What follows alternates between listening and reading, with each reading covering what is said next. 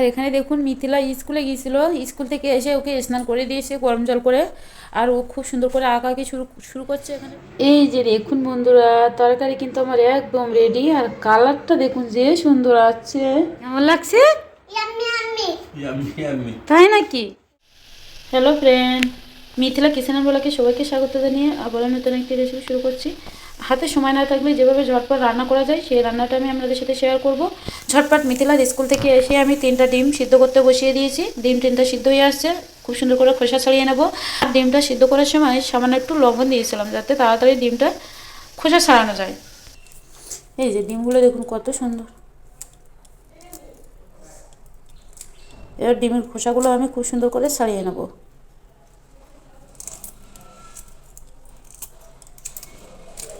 খুব সুন্দরভাবে কিন্তু ডিমের খোসাটা ছাড়িয়ে যাচ্ছে, প্রথমবার একটু উঠে গিয়েছিল, যাই হোক কিছু করার না।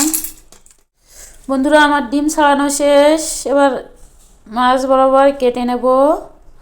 হাতে সময় কম, ঝটপট কিন্তু রান্না করছি। ওদিকে মিথিলা বাবু অফিস থেকে চলে আসবে। এইটুকু ডিম শুধু হঠাৎ করে উঠে গিয়েছিল, প্রথমে আমি বুঝতে পারিনি। এভাবে কেটে রান্না করলে কিন্তু দারুণ লাগে। একটা হাঁসের ডিম নিয়েছি আর 2টা মুরগির ডিম নিয়েছি। এবার ঝটপট টমেটো কেটে নেব, হাতে সময় কম।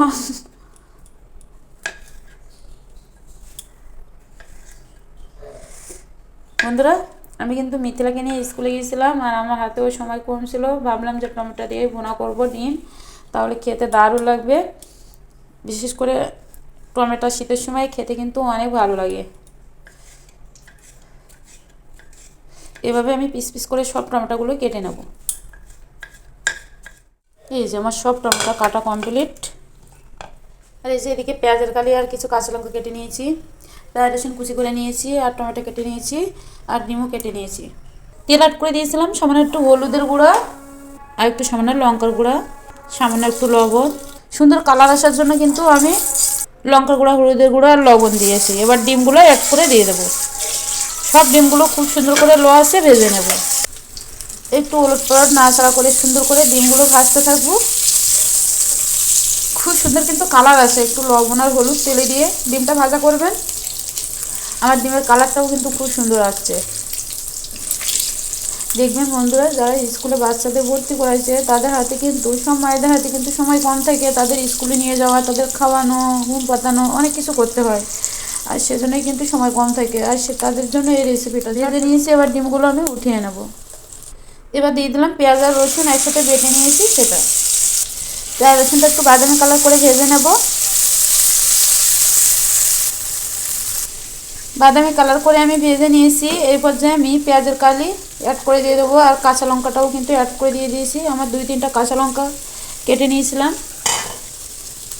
আমার হাতে সময় কম, সেজন্য এক সাইডে আমি পেঁয়াজ আর রসুনটা ভাজতে থাকবো, আর এক সাইডে পেঁয়াজের কালিটাও একটু নরম হতে থাকবে। সামান্য একটু লবণ অ্যাড করে দিয়ে দেবো, তাহলে পেঁয়াজের কালিটা কিন্তু তাড়াতাড়ি নরম হয়ে আসবে।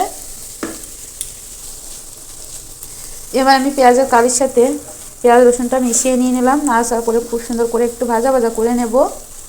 এবার এক এক করে সব মশলাগুলো অ্যাড করে দিয়ে দেবো। 1 চামচের কম একটু হলুদ, লঙ্কার গুঁড়া, 1/2 চামচ হলুদের গুঁড়া, পরিমাণ মতো লবণে অ্যাড করে দিয়ে দিলাম। একটু নাড়াচাড়া করে কষাইতে থাকবো। মশলাটা খুব সুন্দর করে কষিয়ে নেওয়ার জন্য সামান্য একটু জল অ্যাড করে দিয়ে দিলাম। ভেজে রাখা জিরার গুঁড়া, ধনিয়ার গুঁড়া, আর 5 ফোড়নের গুঁড়া। মশলাটা খুব সুন্দর করে কষাতে থাকবো।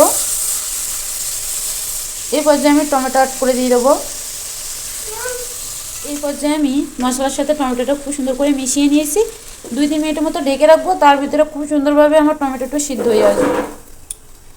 আর এখানে দেখুন মিথিলা স্কুলে গিয়েছিল, স্কুল থেকে এসে ওকে স্নান করে দিয়েছে গরম জল করে, আর ও খুব সুন্দর করে আঁকাআঁকি শুরু করছে। এখানে রং করছে। স্কুলে আঁকা ছিল পতাকা, নৌকা, সেগুলো এখন আমার বাসায় এসে রং করছে। আমার লোক কি শোনাতা, তুমি সব পারো, একদিনে শিখে গেছো।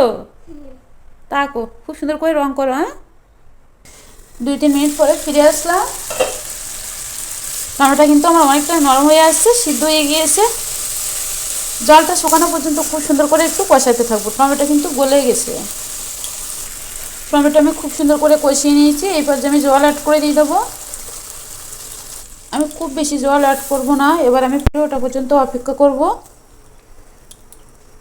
ঢেকে রাখবো, তাহলে খুব তাড়াতাড়ি কিন্তু ফুটে উঠবে। 2-3 মিনিটের মতো আমি টমেটো ফুটিয়ে নিয়েছি, খুব সুন্দরভাবে সিদ্ধ হয়ে যাচ্ছে। এই পর্যায়ে ডিমগুলো অ্যাড করে দিয়ে দেবো।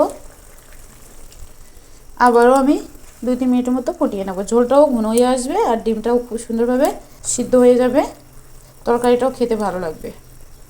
এই পর্যায়ে কিছু কাঁচা লঙ্কা অ্যাড করে দিয়ে দিলাম। লবণের পরিমাণটা কম, লবণ অ্যাড করে দিয়ে দিলাম। বন্ধুরা, আপনারা চাইলে নামানোর আগে অবশ্যই ধনেপাতা ইউজ করতে পারেন। আমি খুব সামান্য একটু ধনেপাতা ইউজ করব। ধনেপাতার ঘ্রাণ আমি নিতে পারি না, সেজন্য সামান্য একটু অ্যাড করব ধনেপাতা। বন্ধুরা, এবার নামানোর আগে আমি একটু গরম মশলাগুলো ইউজ করব, খুব সুন্দর একটা ফ্লেভার আসার জন্য। আমার তরকারি কিন্তু একদম রেডি। ওপর থেকে একটু ধনেপাতা কষি, আর কিছু কিন্তু ইউজ করব না। এবার আমি তরকারিটা নামিয়ে নেব।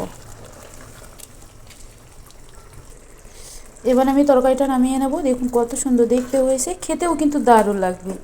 এই রেসিপিটা কিন্তু আপনারা করে নিতে পারেন যে কোনো সময়, বিশেষ করে ব্যাচেলারদের জন্য এই রেসিপিটা অনেক বেশি কাজে লাগবে। আর কালারটা না খুব সুন্দর আসছে। এই যে দেখুন বন্ধুরা, তরকারি কিন্তু আমার একদম রেডি। আর কালারটা দেখুন যে সুন্দর আসছে, খেতেও কিন্তু দারুণ লাগবে। এখন মিথিলা বাবু খেয়ে দেখবে কেমন লাগছে। সাথে থাকবেন আর দেখতে থাকবেন বন্ধুরা। এখন মিথিলা বাবু অলরেডি খেতে বসে গেছে। আর অলরেডি এখানে মাছের মাথা দিয়ে ডাল মুড়িঘণ্ট করেছিল, সেটা খাওয়া শেষ। এখন ডিম দিয়ে টমেটো ভুনা খেয়ে দেখবে কেমন লাগছে। মিথিলাকে দিয়ে দাও। মিথিলা তো ডিম খেতে অনেক বেশি পছন্দ করে, তবে একটা ঝামেলা আছে, সিদ্ধ করা ডিম দিলে তখন খেতে চায় না, ডিমের কুসুম খেতে চায় না। ওটুকু থাকুক, আবার পরে নেবে। এবার খেয়ে তো দেখো মিথিলা কেমন লাগছে টমেটো ভুনা। মজা লাগছে নাকি মিথিলা? ওয়াও, ডিম খালি কি গায়ে শক্তি হয় মিথিলা?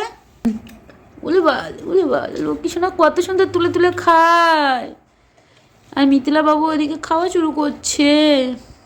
দেখি কেমন লাগে। একটু টক টক মতো লাগে, খেতে দারুণ লাগে। আমার কাছে তো ভীষণ ভীষণ ভালো লাগে, তোমার কাছে কেমন লাগে জানি না। ভালোই লাগছে, একটু টক টক লাগছে, যেহেতু টমেটো দিয়ে রান্না করা। টমেটোটা একটু টক টক লাগবে।